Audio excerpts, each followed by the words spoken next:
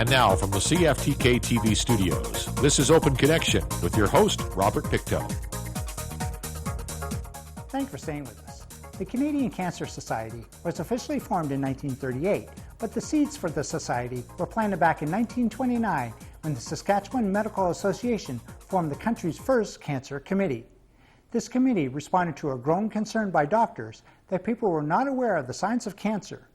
By the time people consulted a doctor, their cancer was advanced and their chances for survival were decreased. In this segment, Sandy Glendenning shares how a routine checkup caught her cancer in the early stages. I'm 4 years cancer-free. I was diagnosed with cancer almost 5 years ago now. I had uterine cancer.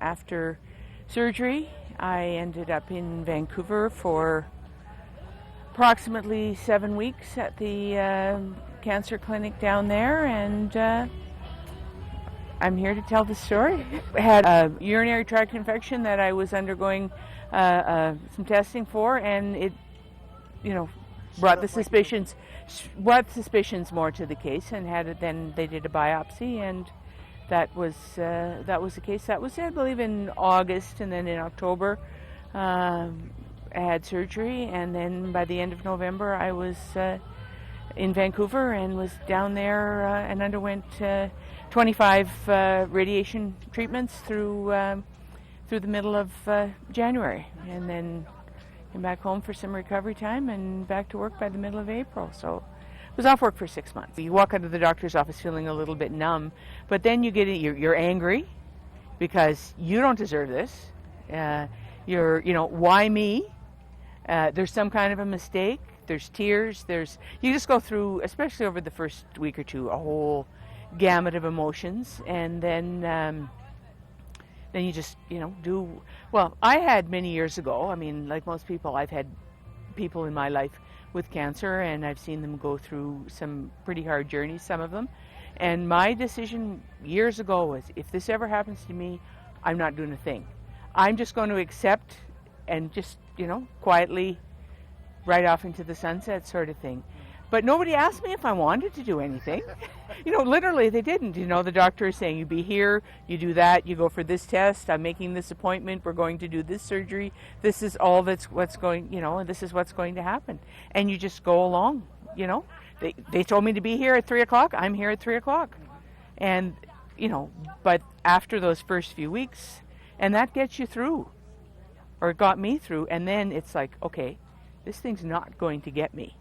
This thing is a bump on the road, and I'm just going to carry on, and it's going to go away. I was lucky in that they did catch it early.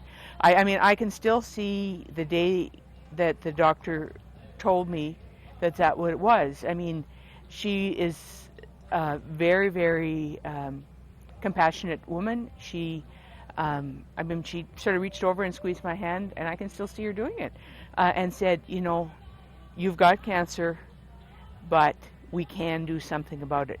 You don't know how many women come to see me 2 years down the road from where you are, and I can do nothing for them. I think that sort of, even to a certain extent, saw me through, because I'm thinking, just think of this woman, this doctor, who can do something about it, but can't, because the person that they're dealing with didn't do what they needed to do. But if I felt at all up to it, I went out and did something. It may have meant, sometimes I walked to the end of the block and said, I can't do this, but I made the effort. Sometimes the SkyTrain station was about a block away. I'd go down to the SkyTrain station, get on the SkyTrain, go one stop, and there was a shopping mall there. I'd walk through the mall till I got to the food court and sit for an hour and just watch people go by and have a glass of ginger ale. But on other days I felt a lot better and, went out and did something with friends or whatever. I tried to make life worthwhile while I was there. As much as possible, and it depended on, their requirements at the clinic. If I could have my appointments first thing in the morning, I did, so that by 9 o'clock my day was mine. And I did something, as my sister said to me in an email, if it weren't for the reason you were there, I'd say you're having a great vacation. Which was true, because some days I really, I went out and did something, walked around Granville Island Market. I went over to Lonsdale Quay. I thought, well, one day let's go for a walk, and looked for, it was just after the Olympics, and went to look for the Olympic rings and that kind of stuff.